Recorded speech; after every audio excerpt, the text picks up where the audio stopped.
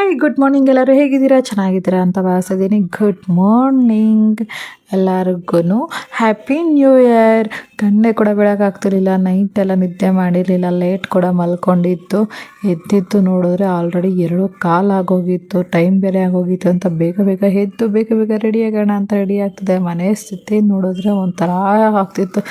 ಯಾವ ಥರ ಮನೆ ಗಲೀಜು ಮಾಡಿಟ್ಟಿದ್ದಾನೆ ನನ್ನ ಮಗ ಅಂದರೆ ಆ ಥರ ಮಾಡಿದ್ದಾನೆ. ಲಿಟ್ಟಲಿ ಕಣ್ಣು ಬಿಡೋಕ್ಕೆ ಆಗ್ತಿರ್ಲಿಲ್ಲ ನನ್ನ ಕೈಲಿ, ಅಷ್ಟು ಟಯರ್ಡ್ ಆಗೋ ಥರ ಆಗ್ತಾಯಿತ್ತು. ಯಾಕೆ ಅಂತಂದರೆ ಫುಲ್ ಪಟಾಕಿ ಎಲ್ಲ ಹೊಡಿತಾಯಿದ್ರು. ನೈಟು ನಿದ್ದೆನೇ ಬಂದಿಲ್ಲ ಆ ಸೌಂಡಿಗೆ. ಏನಂತಕ್ಕೆ ಇಷ್ಟು ಬೇಗ ಎದ್ದಿದ್ದೀನಪ್ಪ ಇವತ್ತು ಅಂತ ಅಂದರೆ, ಇವತ್ತು ಗುರುವಾರ, ಫಸ್ಟ್ ದಿನ, ವರ್ಷದ ಮೊದಲನೇ ದಿನ ಗುರುವಾರ ಬಂದಿರೋದ್ರಿಂದ ನಾನು ರಾಯರ ಭಕ್ತೆ. ಸೊ ರಾಯರ ಮಠಕ್ಕೆ ಹೋಗೋಣ ಅಂತ ಒಂಥರ ಅನ್ನಿಸ್ಕೊಂಡಿದ್ದೆ. ಅದು ಒಂಥರ ಫೀಲ್ ಆಗ್ತಿತ್ತು, ಹೋಗಬೇಕಂತ. ಸರಿ ಹೋಗೇ ಬಿಡೋಣ ಅಂತ ಹೊರಟಿದ್ದಾಯಿತು. ಅದು ನನಗೆ ಏಕೆಂದರೆ ಡ್ಯೂಟಿಗೆ ಹೋಗೋದ್ರಿಂದ ಅಷ್ಟು ದೂರ ಹೋಗಿ ಬರೋದು ಲೇಟ್ ಆಗುತ್ತೆ ಅಂತ ಹೊನ್ನಗನಹಟ್ಟಿ ರಾಘವೇಂದ್ರ ಸ್ವಾಮಿ ಮಠಕ್ಕೆ ಅಂತ ಹೋಗ್ತಾ ಇದ್ದಿದ್ದು. ನಾನು, ಅಕ್ಕ, ಅಪ್ಪ, ಅಮ್ಮ ರೆಗ್ಯುಲರಾಗಿ ಬರ್ತಾ ಇರ್ತಾರೆ. ಬಟ್ ನಾನು ನಮ್ಮ ಅಕ್ಕ ಇದೆ ನಾನು ಫಸ್ಟ್ ಟೈಮ್ ಹೋಗಿದ್ದು, ನಮ್ಮ ಅಕ್ಕ ಹೋಗಿರ್ತಿಲ್ಲ. ಇದು ನಾನು ಫಸ್ಟ್ ಟೈಮ್ ಬಂದಿರೋದ್ರಿಂದ ಸೊ ನನಗೆ ಅದೇ ಥರ ಗೊತ್ತಿರಲಿಲ್ಲ ರೂಟು. ಹಾಗಾಗಿ ನಮ್ಮ ಅಕ್ಕನ ಕರ್ಕೊಂಡು ಬರಬೇಕಾಗಿತ್ತು. ಸೊ ನಾನು 3 ಗಂಟೆಗೆ ಬರ್ತೀನಿ ಅಂದೆ. ಅಕ್ಕ ಗಾಡ್ಸಕ್ಕೆ ಇದಿರುತ್ತೆ, ನ್ಯೂ ಇಯರ್ ಪಾರ್ಟಿ ಮಾಡಿರ್ತಾರೆ. ಸೊ ರೋಡಲ್ಲಿ ಜಾಸ್ತಿ ವೆಹಿಕಲ್ಸ್ ಕೂಡ ಇರೋದಿಲ್ಲ, ಪೋಖ್ರಿ ಪುಂಡ್ರು ಇರ್ತಾರೆ. ಸೊ ಹುಷಾರಾಗಿ ನೋಡ್ಕೊಂಬಾ ಅಂತ ಇಲ್ಲ. ಸೊ ಆಯಿತು ಅಂದ್ಬಿಟ್ಟು ಹುಷಾರಾಗಿ ಇಲ್ಲಿ ಸ್ವಲ್ಪ ಲೇಟ್ ಆಗಲಿ ಪರವಾಗಿಲ್ಲ, ನಿಧಾನಕ್ಕೆ ಹೋಗೋಣ ಅಂತ ನಿಧಾನಕ್ಕೆ ನಾನು ಕೂಡ ಹೊರಟೆ. ಬಟ್ ನಾನು ಹೋಗೋ ಅಷ್ಟರಲ್ಲಿ ಟೈಮೇ ಆಗೋಗಿತ್ತು. ತುಂಬಾ ಜನ ಸೇರ್ಕೊಂಡ್ಬಿಟ್ಟಿದ್ರು ಅಂತಲೇ ಹೇಳ್ಬೋದು. ಯಾರ್ಯಾರು ಈ ವರ್ಷ ಏನೇನು ರೆವ್ಯುಲೇಷನ್ ಮಾಡ್ಕೊಂಡಿದ್ದೀರಾ ಅಂತ ಕಮೆಂಟ್ ಸೆಕ್ಷನಲ್ಲಿ ಕಮೆಂಟ್ ಮಾಡಿ. ಯಾರ್ಯಾರು ಈ ವರ್ಷ ಏನೇನು ಅಚೀವ್ಮೆಂಟ್ ಮಾಡ್ಬೇಕು ಅಂದ್ಕೊಂಡಿದ್ದೀರಾ, ಯಾರ್ಯಾರು ಎಲ್ಲೆಲ್ಲಿ ಟ್ರಾವೆಲ್ ಮಾಡ್ಬೇಕಂತ ಇದ್ದೀರಾ, ಸೊ ಅದೆಲ್ಲರಿಗೂ ಸಕ್ಸಸ್ಫುಲ್ ಆಗಲಿ ಅಂತ ನನ್ನ ಕಡೆಯಿಂದ ವಿಶಸ್ ಮಾಡ್ತಿದ್ದೀನಿ. ಒನ್ಸ್ ಅಗೇನ್ ಎಲ್ಲರಿಗೂ ಹ್ಯಾಪಿ ನ್ಯೂ ಇಯರ್, ಹೊಸ ವರ್ಷದ ಹಾರ್ದಿಕ ಶುಭಾಶಯಗಳು. ಎಲ್ಲರಿಗೂ ದೇವರು ಆಯಸ್ಸು ಆರೋಗ್ಯ ಕೊಟ್ಟು ಕಾಪಾಡಲಿ. ಯಾರ್ಯಾರ ಕನಸು ಏನೇನಿದೆ ಅದೆಲ್ಲ ನೆರವೇರಲಿ ಅಂತ ನಾನು ಆ ರಾಯರಲ್ಲಿ ಕೇಳ್ಕೊತೀನಿ. ಸೊ ಫ್ರೆಶ್ ಅಪ್ ಆಗಿ ಬಂದಾದಮೇಲೆ, ಹಾಗೂ ಮಾಮೂಲಿ ಇದ್ದೇ ಇರುತ್ತಲ್ಲ ಹೆಣ್ಮಕ್ಳಿಗೆ ಸ್ಕಿನ್ ಕೇರ್ ಅಂತ ಮೇಕಪ್ಪು, ಬೇಗ ಸಿಂಪಲ್ಲಾಗಿ ಒಂದು ಮೇಕಪ್ ಮಾಡ್ಕೊಳ್ಳೋಣ ಅಂತ ಮಾಡ್ಕೊತಾ ಇದ್ದೆ. ಒಂದು ಪಾಂಡ್ಸು ಮಾಯ್ಶ್ಚರೈಸರ್ ಹಚ್ಕೋತೀನಿ ನಾನು. ಅದಾದ್ಮೇಲೆ ಪ್ರೈಮರು ಇದ್ದೇ ಇರುತ್ತೆ. ಇದೆಲ್ಲ ಮಾಡ್ಕೊತಾನೆ ಇರ್ತೀವಿ. ಬಟ್ ಅಂದರೆ ನನಗೆ ಡೈಲಿ ಮಾಡ್ಕೊಳಕ್ಕೆ ಸಿಕ್ಕಿಲ್ಲ ಅಂತಂದರೆ, ಸಿಕ್ಕಿದಾಗ ಮಾತ್ರ ಮಾಡ್ಕೊಳ್ಳೋದು ಮಾತ್ರ ಬಿಡೋದಿಲ್ಲ. ಯಾಕೆಂದರೆ ನಾನು ಮೇಕಪ್ ಆರ್ಟಿಸ್ಟ್ ಆಗಿರೋದ್ರಿಂದ ಮಾಡ್ಕೊಳ್ಳೇಬೇಕಾಗತ್ತಲ್ವ. ಡೈಲಿ ಮಾಡ್ಕೊಳ್ಳೋಕೆ ಟೈಮ್ ಸಿಗೋಲ್ಲ, ಸಿಕ್ಕಿರೋ ಟೈಮ್ನ ಯೂಸ್ ಮಾಡ್ಕೊಳ್ಳೋದ್ರಲ್ಲಿ ಬಿಡಲ್ಲ ನಾನು. ಅದರಲ್ಲಿ ಮಾತ್ರ ಎಕ್ಸ್ಪರ್ಟ್, ಯಾವುದೇ ವಿಷಯದಲ್ಲಾಗಲಿ ಕೂಡ, ಮೇಕಪ್ ಅಂತಲೇ ಆಗಲಿ ಪ್ರತಿಯೊಂದು ವಿಷಯದಲ್ಲೂ ಕೂಡ. ಅದಾದಮೇಲೆ ಮತ್ತೆ ಪ್ರತಿಯೊಂದು ವಿಷಯದಲ್ಲದೆ ನೀವು ನೆಗೆಟಿವ್ ಆಗಿ ಕಮೆಂಟ್ ಇನ್ನೂ ಹಾಕೋಕ್ಕೆ ಹೋಗಬೇಡಿ, ಓಕೆನಾ. ಮೇಕಪ್ ಎಲ್ಲ ಮಾಡ್ಕೊಳ್ಳೋ ಅಷ್ಟರಲ್ಲಿ ನನಗೆ ಒಂಥರ ಆಗ್ತಿತ್ತು. ಏಕೆ ನ್ಯೂ ಇಯರಲ್ಲಿ ಮನೆ ಹತ್ರ ತುಂಬ ಸೌಂಡ್ ಮಾಡ್ತಾನೆ ಇದ್ರು. ಬಾಯ್ಸ್ಗಳು DJ ಎಲ್ಲ ಹಾಕೊಂಡು ಕುಣಿಯೋದು, ರೋಡಲ್ಲೇ ಹಾಕೊಂಡು ಮಾಡ್ತಾಯಿದ್ರು. ಅದೊಂಥರ ಸ್ವಲ್ಪ ಇರಿಟೇಷನ್ ಕೂಡ ಆಗ್ತಾಯಿತ್ತು. ಏನೂ ಮಾಡೋಕ್ಕಾಗಲ್ಲ, ಅದು ಅವರ ಸ್ವತಂತ್ರವಾಗಿ ಮಾಡೋ ಅಂಥದ್ದಲ್ವ. ಸೊ ಅದಾದಮೇಲೆ ಇದೊಂದು ಪ್ಲಮ್ದೊಂದು ಸಿರಮ್ ತರಿಸಿದೆ, ಚೆನ್ನಾಗಿದೆ. ಸ್ವಲ್ಪ ನನಗೆ ಡಾರ್ಕ್ ಸರ್ಕಲ್ಸ್ ಎಲ್ಲ ಇರುತ್ತೆ, ಸೊ ಆಕ್ನೀಸ್ ಎಲ್ಲ ಹೋಗ್ತಾ ಇದೆ ನನಗೆ ಅದೊಂದು ಚೆನ್ನಾಗಿ ಇಷ್ಟ ಆಗಿದೆ ಅಂತ ಅದನ್ನು ಕೂಡ ಯೂಸ್ ಮಾಡ್ತಾ ಇರ್ತೀನಿ. ಸೊ ಅದು ಮಾರ್ನಿಂಗ್ ಆ್ಯಂಡ್ ನೈಟು 2 ಕೂಡ ಯೂಸ್ ಮಾಡಬೇಕು. ಬಟ್ ನನಗೆ 1 ಟೈಮ್ ಮಾತ್ರ ಯೂಸ್ ಮಾಡ್ತಾಯಿದ್ದೀನಿ ಸಾಕಂತ. ಬೇಗ ಮೇಕಪ್ ಮಾಡಿಕೊಂಡು ಹೊರಡೋಣ ಅನ್ನೋ ಅಷ್ಟರಲ್ಲಿ ಮನೇಲೇ 4 ಗಂಟೆ ಆಗೋಯ್ತಪ್ಪ. ಹೆಂಗೆ ಬೇಗ ಟೈಮ್ ಹೋಗುತ್ತೆ ಅಂತ ಅನ್ನೋದು ಗೊತ್ತಾಗೋದೇ ಇಲ್ಲ. ಯಾವ್ದಾದ್ರು ಬೇಗ ಕೆಲ್ಸಕ್ಕೆ ಹೋಗ್ಬೇಕಂದಾಗ ಎದ್ದೊಳಕ್ಕೂ ಆಗೋಲ್ಲ, ಕಣ್ಣು ಬಿಡೋಕ್ಕಾಗಲ್ಲ, ಟಯರ್ಡ್ ಫೀಲ್ ಆಗ್ತಾ ಇರುತ್ತೆ. ಹಾಗೂ ಸನ್ಸ್ಕ್ರೀನ್ ಕೂಡ ಹಚ್ಕೋತಾ ಇದ್ದೀನಿ. ಒಂದು ಚಳಿಗೆ ಸ್ಕಿನ್ನೆಲ್ಲ ಹೋಗೋದಾಗುತ್ತಲ್ಲ, ಹೈಡ್ರೇಟ್ ಆಗೋದು ಬೇಡ ಅಂದ್ಬಿಟ್ಟು, ಡಿಹೈಡ್ರೇಟ್ ಆಗೋದು ಬೇಡ, ಹೈಡ್ರೇಟ್ ಆಗಲಿ ಅಂತ ನಾನು ಮಾಡ್ಕೊಳ್ತಾರೆ ಅಂತ ಇದು ಪ್ರಿಪ್ರೇಷನ್. ಈ ಚಳಿಗಾಲದಲ್ಲಿ ತುಂಬ ಸ್ಕಿನ್ನ ಹೈಲೈಟಾಗಿ ಇಟ್ಕೋಬೇಕು, ಮತ್ತು ಯಾವುದು ಡ್ಯಾಮೇಜ್ ಆಗ್ದಲೇ ನೋಡ್ಕೊಳ್ಳೋದ್ರೆ ಒಳ್ಳೇದಂತ ಅನ್ಕೋತೀನಿ ನಾನು, ನನ್ನ ಪಾಲಿಸಿಯಲ್ಲಿ.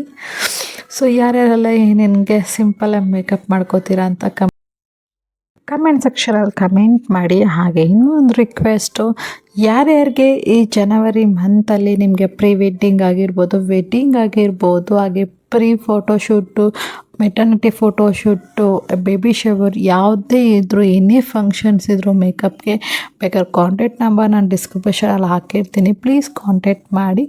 ನನ್ನನ್ನು ನಾನೇ ಪ್ರಮೋಟ್ ಮಾಡ್ಕೋಬೇಕು, ಬೇರೆ ಯಾರೂ ಪ್ರಮೋಟ್ ಮಾಡೋಕ್ಕಾಗೋದಿಲ್ಲ. ಸೊ ಹಾಗಾಗಿ ನನ್ನ ಸೆಲ್ಫ್ನ ನಾನೇ ಪ್ರಮೋಟ್ ಮಾಡ್ಕೋತಿದ್ದೀನಿ. I am a makeup artist, Ramya Gowda vlogging. ಇದು ಕನ್ನಡದಲ್ಲಿ ನಿಮಗೆ ಈ ಡೀಟೇಲ್ಸಲ್ಲಿ ಎಲ್ಲ ಸಿಗುತ್ತೆ.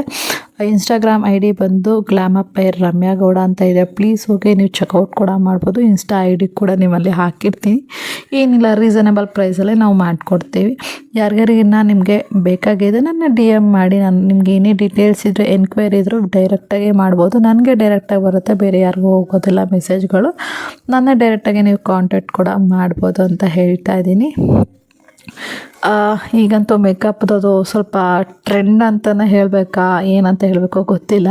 ತುಂಬ ಜನ ಇದ್ದಾರೆ, ಬಟ್ ಕೆಲವ್ರಿಗೂ ಅವಕಾಶ ಕೊಡಿ ಅಂತ ನಾನು ಕೇಳ್ಕೊತೀನಿ ಅಷ್ಟೇ, ಬೇರೆ ಇನ್ನೇನೂ ಇಲ್ಲ.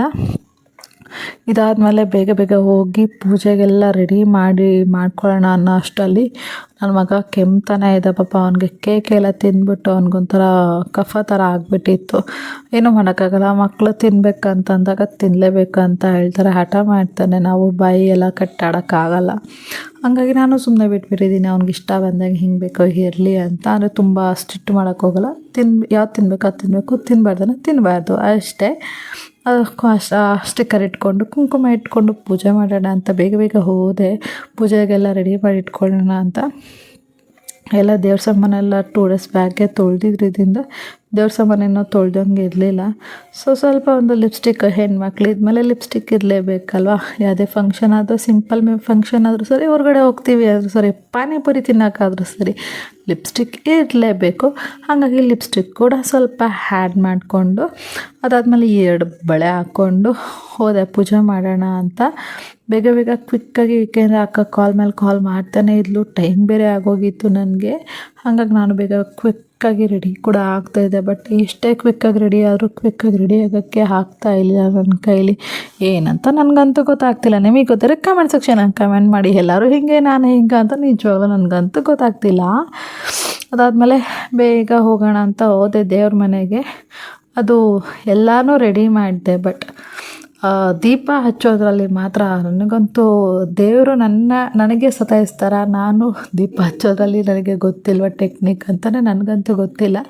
ಹೂವು ಎಲ್ಲ ಇಟ್ಟೆ, ಬಟ್ ದೀಪ ಹಚ್ಚೋದಂತೂ ನನಗೊಂಥರ ಟಾಸ್ಕ್ ಇದ್ದಂಗೆ ಇರುತ್ತೆ. ಏಕೆಂದರೆ ನಾನು ಎಷ್ಟೇ ಟ್ರೈ ಮಾಡಿದ್ರು ಅದು ಬೇಗ ಹಚ್ಕೊಳ್ಳೋದೇ ಇಲ್ಲ. ಹೆಂಗೆ ಬೇಕೋ ಹಾಗೆ ಸತಾಯಿಸ್ತಾನೆ ಇರುತ್ತೆ. ಒಂದು ಬೆಂಕಿನ ಪಟ್ಟಣ ಫುಲ್ ಪ್ಯಾಕ್ ಖಾಲಿ ಮಾಡಿರ್ತೀನಿ ಒಂದು ದೀಪ ಹಚ್ಚೋಕ್ಕೆ. ಅಷ್ಟು ಸತಾಯಿಸುತ್ತೆ. ಒನ್ ಟೈಮ್, ಎಲ್ಲ ಟೈಮಲ್ಲ, ಒನ್ ಟೈಮಲ್ಲಿ ಮಾತ್ರ.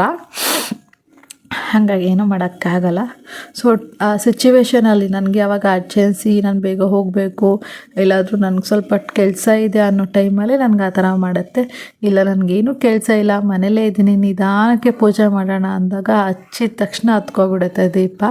ಬಟ್ ಅದು ದೇವರು ಮಾಡೋ ಒಂದೊಂದ್ಸಲ ಪರೀಕ್ಷೆ ಅಂತ ಹೇಳ್ಬೋದು. ನಮ್ಮ ತಾಳ್ಮೆ ಎಷ್ಟಿದೆ ಅಂತ ಚೆಕ್ ಮಾಡ್ತಾ ಇರ್ತಾರೆ. ಸೊ ಅದನ್ನು ನಾವು ಅರ್ಥ ಮಾಡ್ಕೋಬೇಕು ಒಂದ್ಸಲ ಅಲ್ವಾ.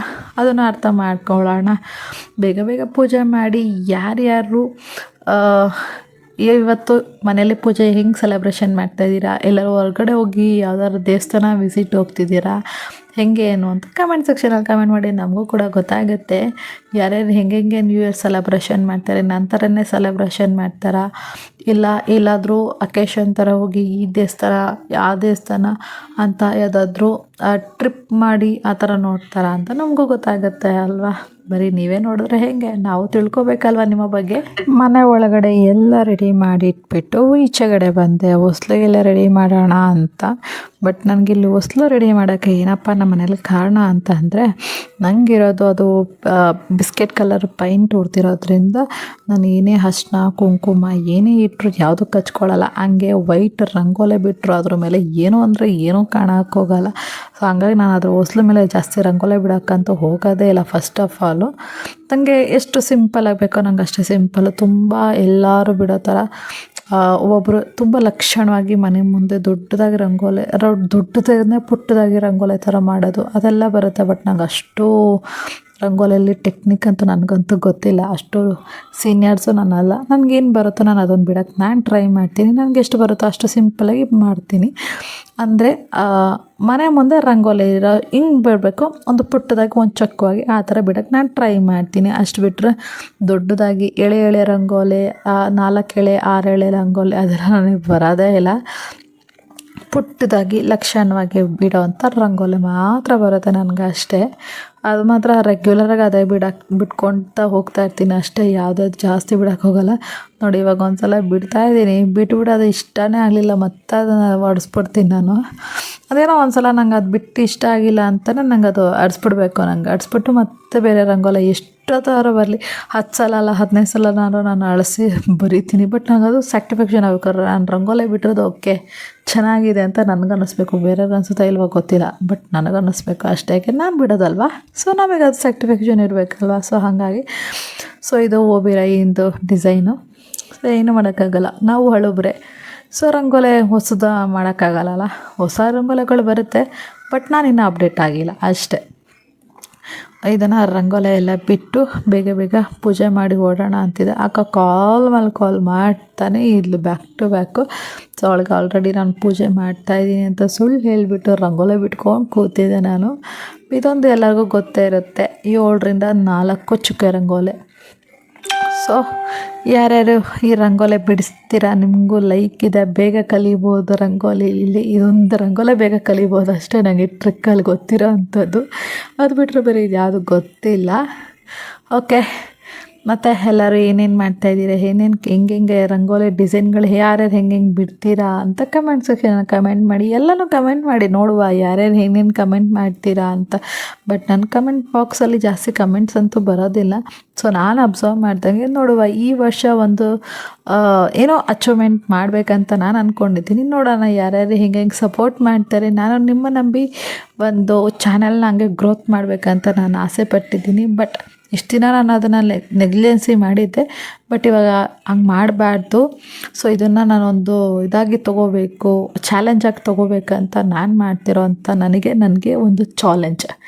ನನ್ನ ಕೈಲಿ ಆಗುತ್ತೆ, ನನ್ನ ಕೈಲಿ ಆಗತ್ತೆ, ನಾನು ಮಾಡ್ತೀನಿ ಅಂತ ನಾನೇ ತೊಗೊಂಡಿರೋಂಥ ಚಾಲೆಂಜು. ಆ ಚಾಲೆಂಜ್ಗೆ ನೀವು ಒಂದು ಸ್ವಲ್ಪ ಕೈ ಜೋಡಿಸಿದ್ರೆ ನನಗೂ ಖುಷಿ ಆಗುತ್ತೆ ಅಂತ ಹೇಳ್ಬೋದು.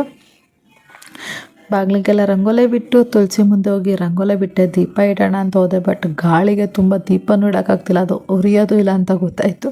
ಹಾಗಾಗಿ ದೀಪನೂ ಒಳಗಡೆ ಎತ್ಕೊಂಡು ಹೋಗ್ಬಿಟ್ಟು ಇಟ್ಬಿಟ್ಟು ಪೂಜೆ ಮಾಡಿ ಕ್ವಿಕ್ಕಾಗಿ ನಾನು ಕೂಡ ಹೊರಟೆ. ನೋಡಿ ನಾನು ನಿಮ್ಗೆ ಹೇಳಿದ್ನಲ್ಲ ದೀಪ ಹಚ್ಚೋಕ್ಕೆ ಎಷ್ಟು ಸತಾಯಿಸುತ್ತೆ ಅಂತ. ನೋಡಿ ಇದೊಂದು ದೀಪ ನನಗೆ ಎಷ್ಟು ಸತಾಯಿಸುತ್ತೆ ಅಂತ ಅಂದರೆ ಅಷ್ಟು ಸತಾಯಿಸ್ತಾಯಿತ್ತು ದೀಪ. ಫೈನಲಿ ಹೆಂಗೋ ಮಾಡಿ ಅದನ್ನು ಹಚ್ಚಿದಂತೂ ಆಯಿತು. ಹಚ್ಚೆ ಆದಮೇಲೆ ನೋಡಿ ಎಷ್ಟು ಸತಾಯಿಸ್ತಿದೆ ಅಂದರೆ ಅಷ್ಟು ಸತಾಯಿಸ್ತಿದೆ. ನನಗೆ ಹೆಂಗೆ ಮಾಡ್ಬೇಕಂತ ಗೊತ್ತಾಗ್ತಿರ್ಲಿಲ್ಲ. ಫೈನಲಿ ಆ ದೀಪ ಎಲ್ಲ ಹಚ್ಬಿಟ್ಟು ಬಾಗಿಲಿಗೆ ಸ್ವಸ್ತಿಕ್ ಬಿಡೋದೇ ಮರ್ತೋಗ್ಬಿಟ್ಟಿದೆ. ಫಸ್ಟು ಅದೊಂದು ಸ್ವಸ್ತಿಕೆಲ್ಲ ಬಿಟ್ಟಾದಮೇಲೆ ಪೂಜೆ ಎಲ್ಲ ಮುಗೀತು. ನಮ್ಮ ಮನೆ ಪೂಜೆ ಈ ಥರ ಆಗಿದೆ. ಮೇಲ್ಗಡೆ ಕಲಶ ಇಟ್ಟಿದ್ದೀನಿ, ಇಂಥ ಕೆಳಗಡೆ ಈ ಥರ ಫೋಟೋ ಇಟ್ಟಿದ್ದೀನಿ, ದೇವ್ರ ಫೋಟೋ. ಯಾರ್ಯಾರಿಗೆ ನನ್ನ ಚಾನಲಿಲ್ಲ ಸಬ್ಸ್ಕ್ರೈಬ್ ಮಾಡ್ಕೊಂಡಿಲ್ಲ, ಪ್ಲೀಸ್ ಹೋಗಿ ನನ್ನ ಚಾನಲ್ನ ಸಬ್ಸ್ಕ್ರೈಬ್ ಮಾಡ್ಕೊಳ್ಳಿ, ಪಕ್ಕದಲ್ಲಿರೋಕ್ಕಂಥ ಬೆಲ್ ಐಕಾನ್ನ ಪ್ರೆಸ್ ಮಾಡಿ ಅಂತ ಕೇಳ್ತಾ ಇವತ್ತಿನ ವೀಡಿಯೋನ ಇಲ್ಲಿಗೆ ಎಂಡ್ ಮಾಡ್ತಾಯಿದ್ದೀನಿ. ಯಾರ್ಯಾರಿಗೆ ನನ್ನ ಚಾನಲಲ್ಲಿ ಪ್ಲೀಸ್ ಬೇಗ ಹೋಗಿ ಸಬ್ಸ್ಕ್ರೈಬ್ ಮಾಡ್ಕೊಳ್ಳಿ ಅಂತ ಕೇಳ್ತೀನಿ. ಎಲ್ಲರಿಗೂ ಒನ್ಸ್ ಅಗೇನ್ ಹೊಸ ವರ್ಷದ ಹಾರ್ದಿಕ ಶುಭಾಶಯಗಳು. ಟೈಮು 4 ಗಂಟೆ ಆಯಿತು. ಬೇಗ ಹೊರಡೋಣ. ಬಾಯ್. ಗುಡ್ ಮಾರ್ನಿಂಗ್ ಎಲ್ಲರಿಗೂ. ಹೊಸ ವರ್ಷದ ಹಾರ್ದಿಕ ಶುಭಾಶಯಗಳು. ಇಷ್ಟು ಬೇಗ ಎಲ್ಲಿಗೆ ಹೊರಟಿದ್ದೀನಿ ಅಂದರೆ ಗುರುವಾರ ಆಗಿರೋದ್ರಿಂದ ರಾಯರ ಮಠಕ್ಕೆ ಹೊರಟಿದ್ದೀನಿ. ಮನೆಯೆಲ್ಲ ಪೂಜೆ ಮಾಡಿ ಇವತ್ತಿನ ಲೆಂತಿ ಬ್ಲಾಗಾಗಿ ಕೂಡ ನೋಡ್ಬೋದು. ಎಲ್ಲರಿಗೂ ಹೊಸ ವರ್ಷದ ಹಾರ್ದಿಕ ಶುಭಾಶಯಗಳು. Happy new year.